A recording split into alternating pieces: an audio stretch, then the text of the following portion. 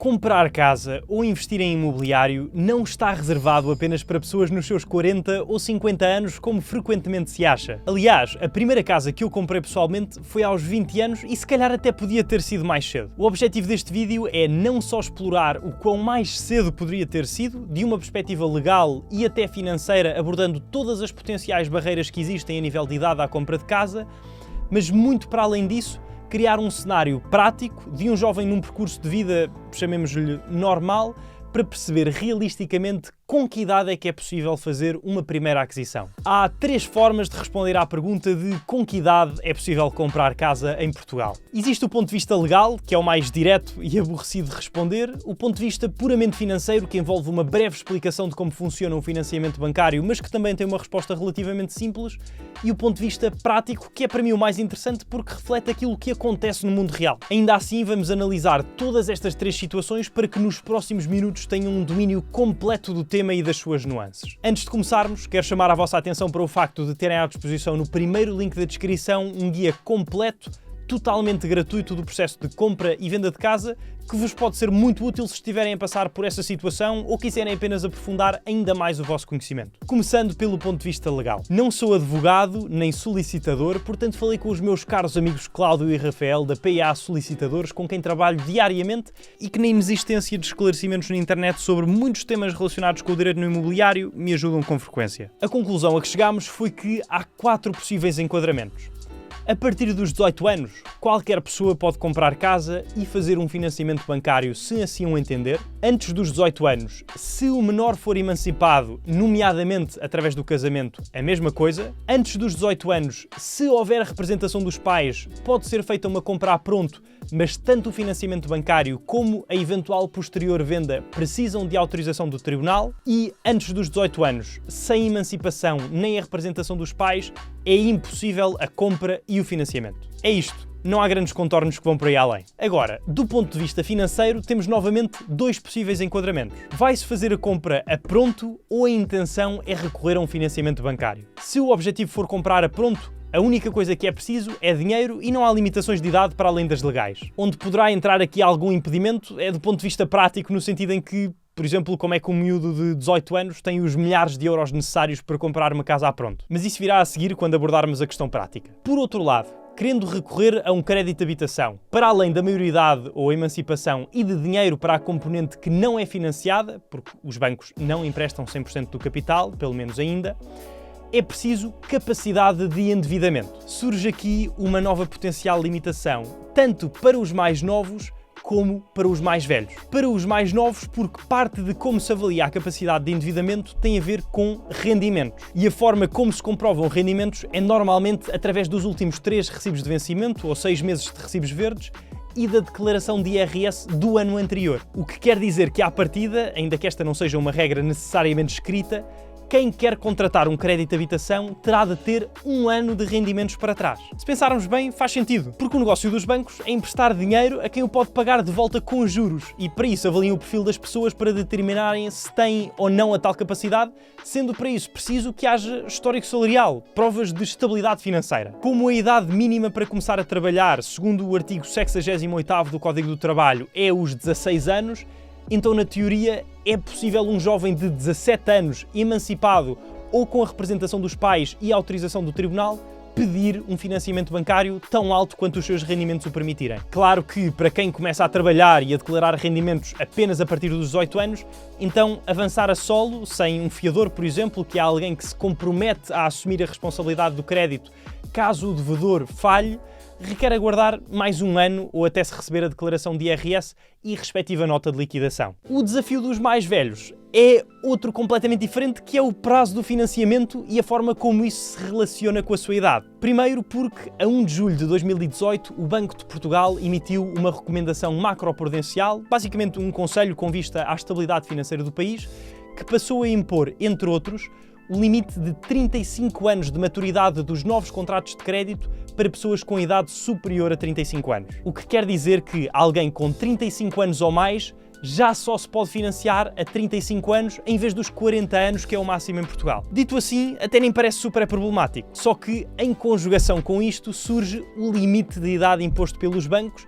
que varia de instituição para instituição, mas que ronda os 70 a 75 anos. Alguém com 35 anos consegue pedir crédito com prazo de 35 anos até aos 70. Mas uma pessoa com 50 já só vai conseguir 25 anos até aos 75 e com 65 já só são 10 anos de prazo. Qual é o impacto disto? Aos dias de hoje, um financiamento de 100 mil euros com uma taxa variável a 40 anos significa uma prestação mensal a rondar os 500 euros. Fazendo contas de merceeiro, um salário de cerca de 1.250 euros líquidos daria para avançar. Já se o prazo for de 10 anos, a prestação passa a 1.100 euros, que requer rendimentos de 2.750. O que quer dizer que vai ficando cada vez mais difícil financiar uma compra, tornando-se extremamente improvável, para não dizer impossível, a partir dos 75 anos. Isto para não falar sequer do seguro de vida, um dos seguros requeridos pela banca quando se faz um crédito de habitação, que também vai subindo muito com o escalar da idade. Ainda assim, todos estes entraves que estou a apresentar aplicam-se apenas se as pessoas quiserem fazer as aquisições sozinhas. Uma pessoa com 20 anos pode pedir aos pais para fiarem o empréstimo se tiverem capacidade para isso,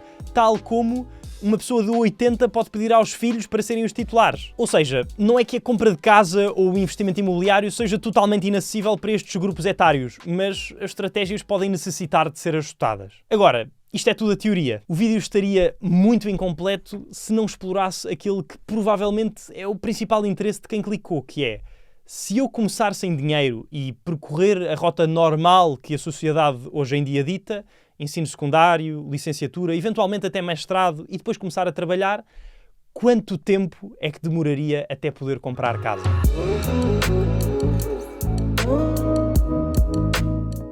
Na prática, para mergulharmos neste caso a fundo e o tornarmos o mais real possível, vamos considerar o cenário hipotético de um Francisco. O Francisco é do Norte. Era um aluno mediano, não chumbou ano nenhum da escolaridade obrigatória e por isso acabou o secundário na área de Ciências com Geometria Descritiva com 18 anos. Percebeu nessa fase que o que gostava mesmo era gestão, entrou na universidade numa grande cidade e fez a sua licenciatura com alguma dificuldade, em 4 anos em vez de 3, terminando com 22 anos. O Francisco teve e tem alguns privilégios a nível familiar que reconhece, nomeadamente o facto de poder viver em casa dos pais, perto da sua universidade, sem pagar contas e poder, por isso, não só poupar em despesas de habitação, como também usufruir de transportes públicos. Para além disso, os pais, querendo dar-lhe todas as oportunidades, pagaram as suas propinas. Portanto, ele começa a sua carreira sem ter nada a pagar para além das suas despesas correntes e, de igual modo, sem qualquer montante poupado. Sei que há jovens em condições muito piores, que vivem longíssimo e gastam horas em transporte ou precisam até de trabalhar enquanto estudam para pagar as suas próprias contas, mas também que há outros em condições muito melhores,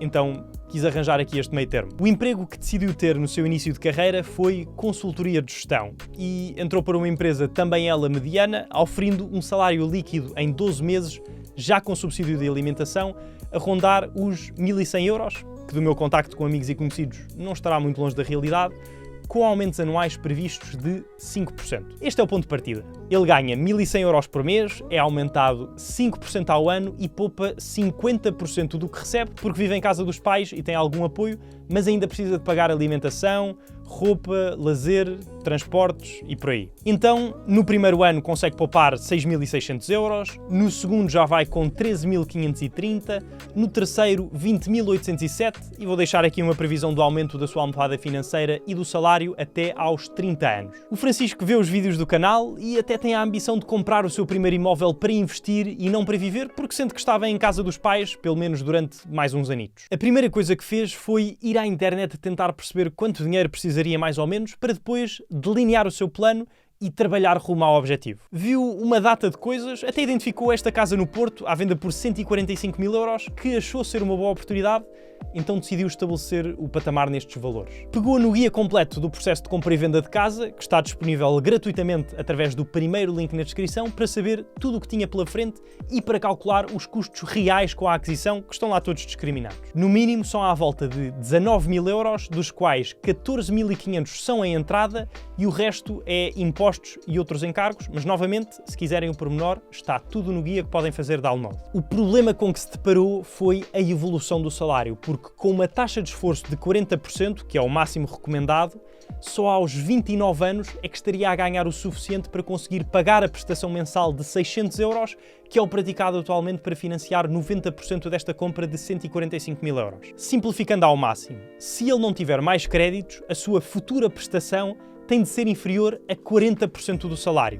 É isto que taxa de esforço quer dizer. E 600 euros a dividir por 0,4 dá 1.500, que se voltarmos à tabela é quanto ele vai estar a receber com 29 anos. Portanto, no pior dos cenários, aos 29 anos conseguiria comprar a casa com os 90% de financiamento. Mas a verdade é que, com a taxa de poupança que está a ter, consegue reunir uma entrada muito maior, evitar pedir tanto emprestado e antecipar a compra uns quantos anos. Mais concretamente, se ele em vez de 14.500 euros de entrada der o total das poupanças com 26 anos, os 36.469 euros, menos os custos que são 4.462 euros e 30 cêntimos, reduz o pedido de crédito para 112.993 euros e 30 cêntimos, equivalente a uma prestação de 540 euros mensais, para os quais um salário de 1.350 euros chega. Resultando no facto de, aos 26 anos, conseguir comprar a sua primeira casa para investimento ou com outras intenções que lhe pareçam mais adequadas na altura. E tal como o Francisco, qualquer outro jovem com este tipo de condições ou numa situação semelhante, que dei o meu melhor para que fosse a mais próxima da realidade de um maior número de pessoas possível,